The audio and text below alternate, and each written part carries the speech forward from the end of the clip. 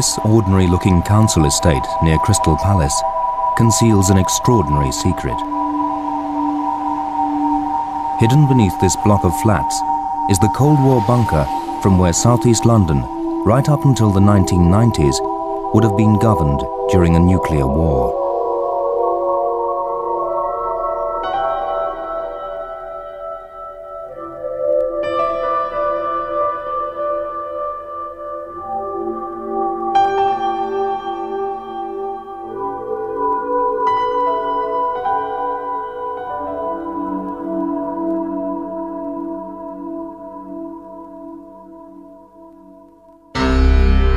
If this red light had ever come on for real, an incoming nuclear attack would have been about to hit the capital. The speed of the missiles would only have left time for Londoners to be given a 4-minute warning. Here is an emergency announcement. An air attack is approaching this country now. Go to shelter or take cover at once.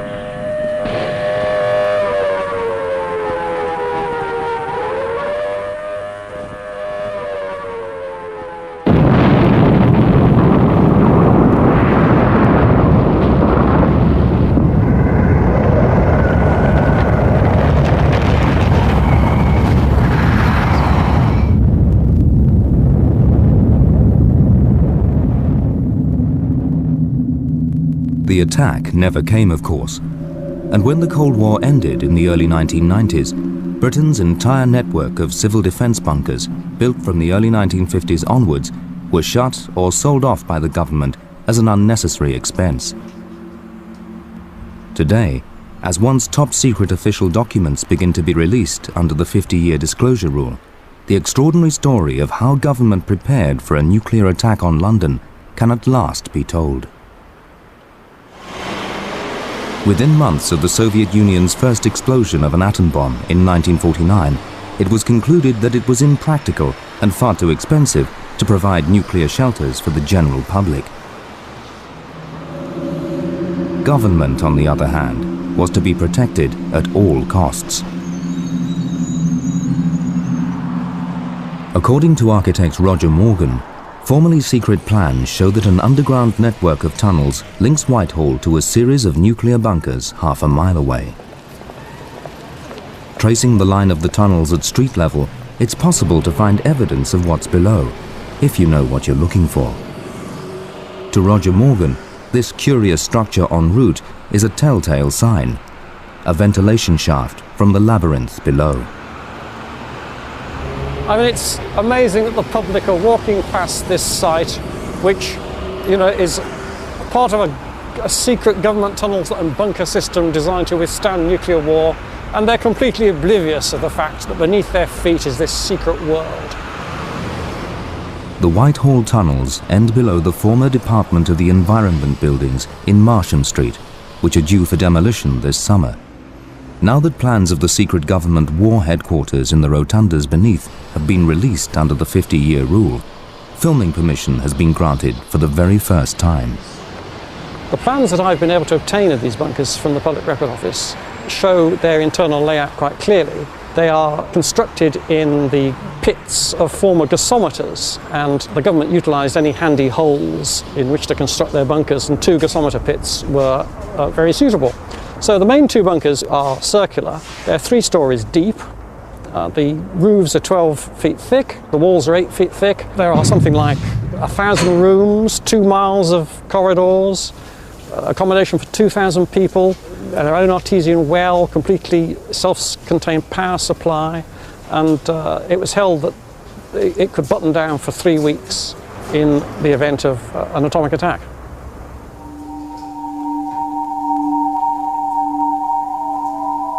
The country was split up into a number of regions, and there were regional war rooms, the idea being that some at least would survive. The rotundas are the central collecting point for all the communications for the whole regional war rooms network. So there would have been a large staff of civil defence personnel maintaining contact between all the various war rooms and relaying orders to the regional commissioners.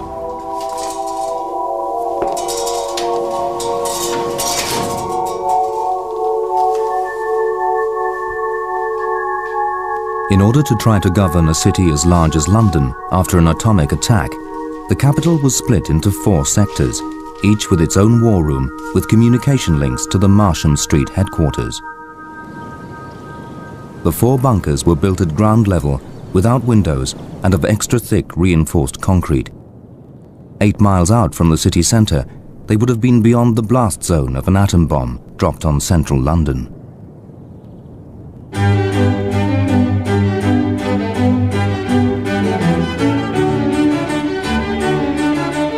Astonishingly, this house in Chislehurst, now on sale for £3 million, was once one of those bunkers.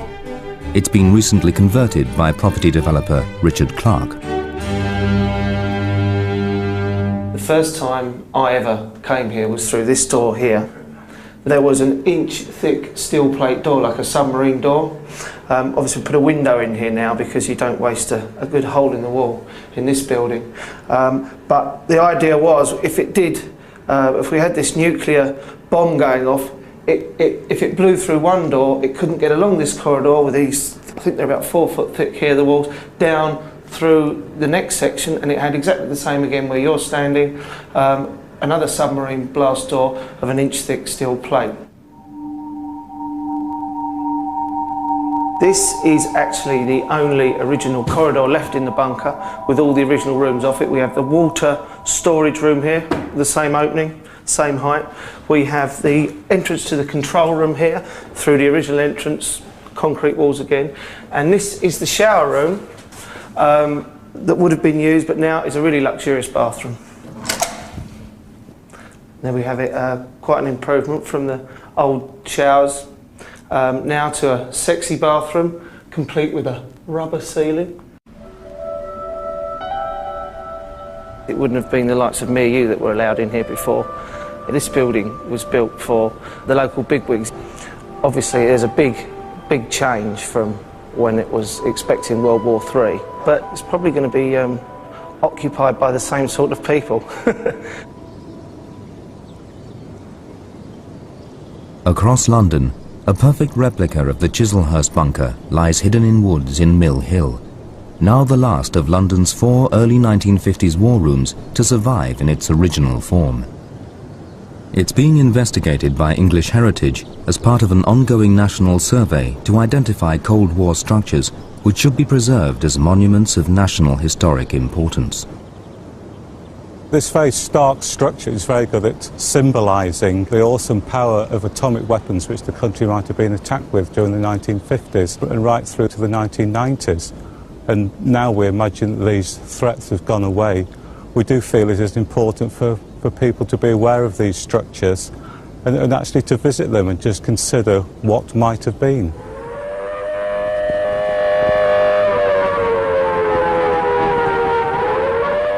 But the atom bomb soon proved an outdated threat. By the mid-1950s, the Soviet Union possessed a new and vastly more powerful weapon, the hydrogen bomb. At ground zero, an average-sized bomb would have gouged a huge crater from the Earth 100 feet deep and a mile wide. If targeted, central London, including the Marsham Street bunkers, would have been vaporized. The blast zone would extend far beyond that of an atom bomb. London's regional war rooms, previously safe 8 miles out, would have been pulverized. Yet despite this horrific scenario, the government still made plans to survive an H-bomb attack. 20 miles into the Essex countryside, beneath an ordinary-looking bungalow near Kelvedon Hatch, a massive underground bunker was secretly equipped to govern whatever remained of London. Maintained for possible use until the early 1990s, the bunker has since been sold back to the landowners and is now a museum.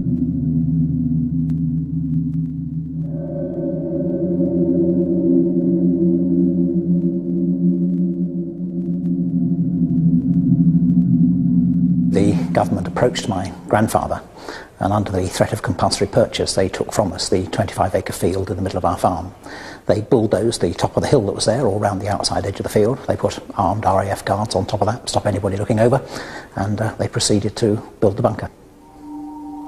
The bunker is equipped to hold people down here for about 3 months. We've got enough water supply for that, would have had enough food in here for that, and the generator fuel is enough to run for that. The air conditioning would obviously keep the air churned round. The filters, we've got enough of those to be able to filter the dust, the radioactive dust out.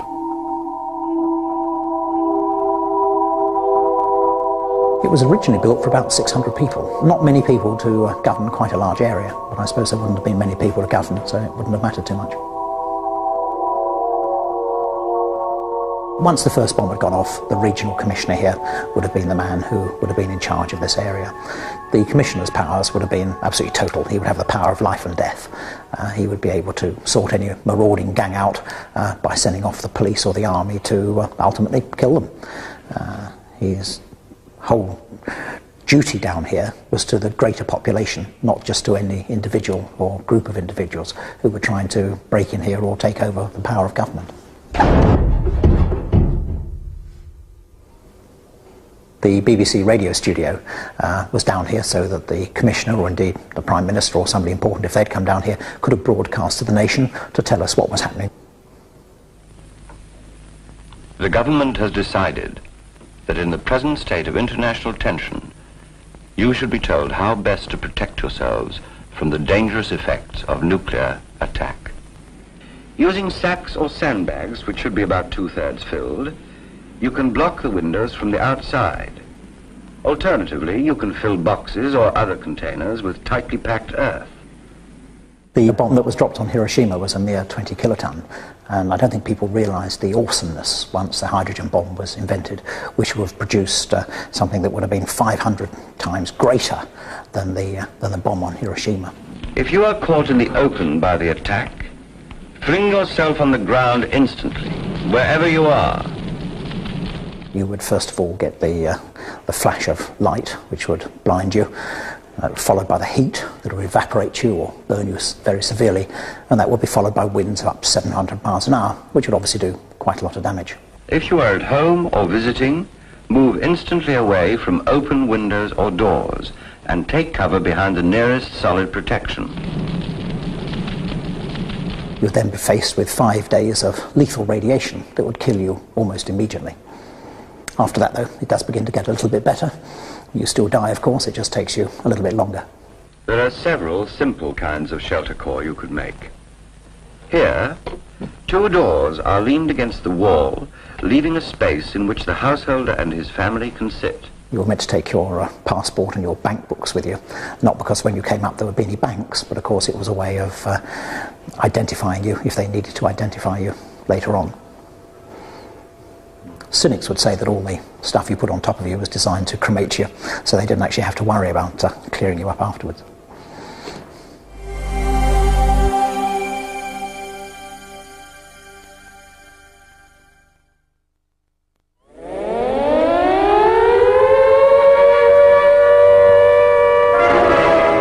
The United Kingdom Warning and Monitoring Organization, with all its highly trained resources, is spread like chainmail over the entire country.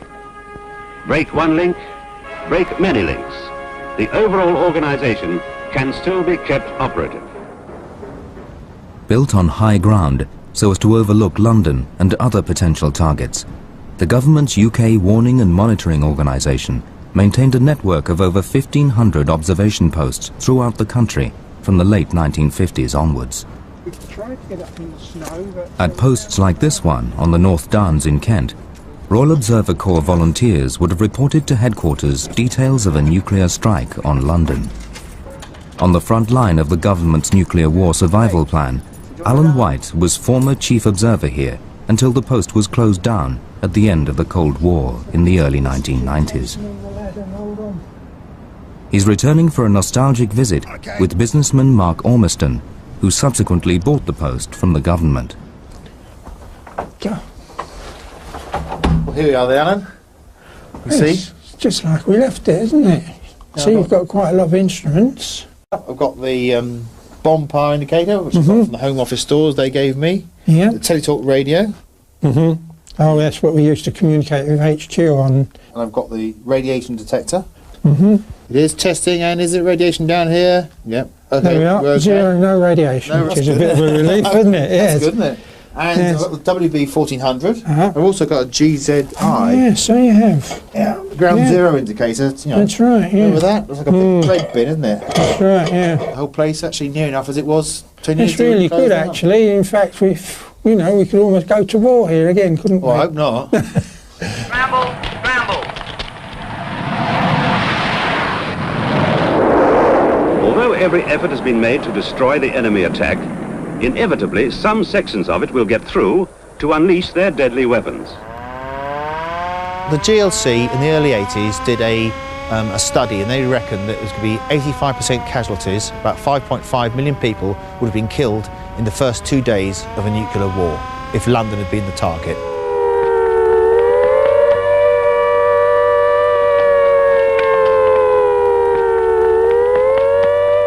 It was a strange situation to be in, knowing that we possibly would be well protected here and our families would be outside if a bomb went off and probably killed. We did have plans to try and look after our families, and hopefully these would have come into effect.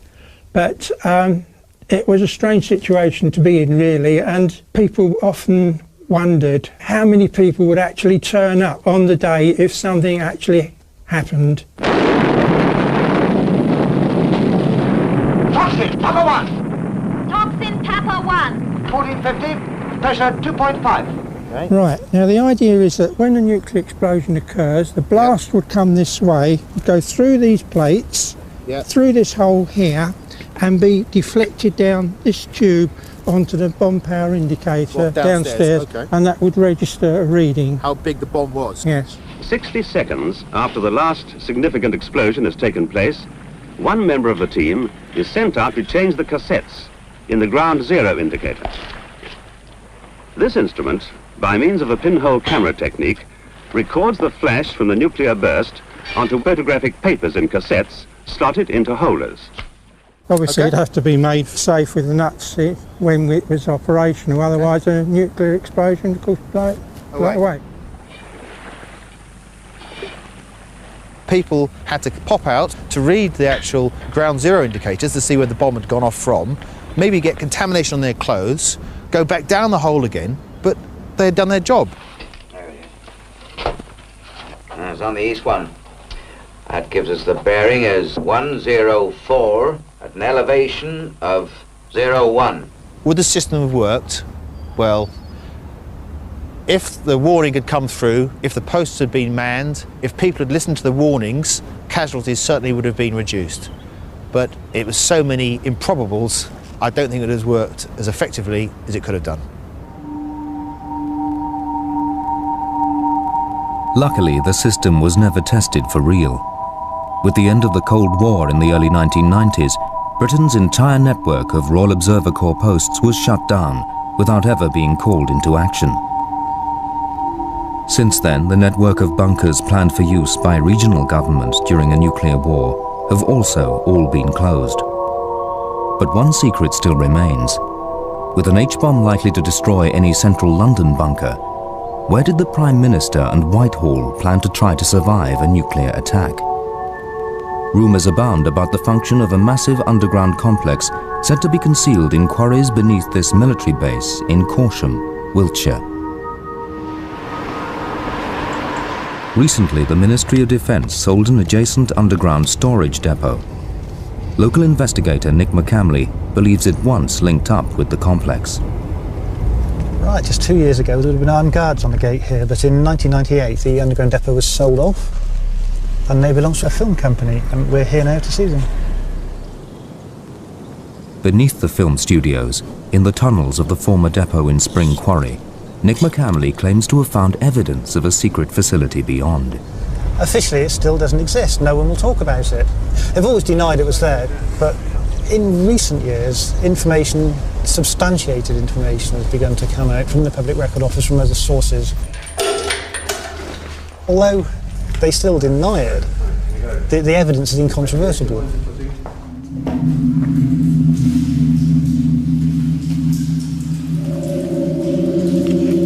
I was last down here, I think it was December 1998. just after the place closed down, I came down with a guy from the MOD to do some record photography. I came against this huge steel door, which we were told was a fire exit from the Emergency Government War Headquarters. It's yeah, an enormous great thing. You could drive a vehicle through. You could drive a lorry through it, I reckon. It must have been 8-10 feet high. Great hand wheels and levers and locks. Incredible thing. You don't have that anymore? No, I believe that they've sealed it off. There's like a buffer zone between this section that you own now and the government-owned section. So this is the end of the line, as far as we can go? Yep. It's a bit sinister, isn't it, these sealed corridors that lead off to nowhere. So it sort of indicates they've still got something to hide at Caution, doesn't it? At home, Nick McCamley has a collection of formerly top-secret government documents which he believes refer to the war headquarters, codenamed Burlington. He also has a copy of a large-scale map of the complex. The government's actually only sold off a small part of Spring Quarry. Behind the walls, which we saw as maybe 5 or 6 times as much, 2 million square feet. It's half a mile long, half a mile wide. There was space for virtually the whole of Whitehall. There's an Inter-Services Joint Committee report which was released, which is very revealing. It explains the manning levels of the Corsham depot, a staff of about 5,000 people, and it would be, according to the report, it will be the location from which a nuclear retaliation will be launched. It's my personal opinion that it may have been an expensive exercise and it may have been a cynical exercise, but in the end it did work. We may not have had provision for the general public, but in the end the whole idea of nuclear shelters to protect government worked, because the Cold War is over. The West has basically won the Cold War, and it's capitalist society's ability to finance this kind of thing that made us able to win it. Although the Corsham bunker is thought to have been decommissioned at the end of the Cold War, Nick McCamley believes that it is still being maintained for a possible emergency.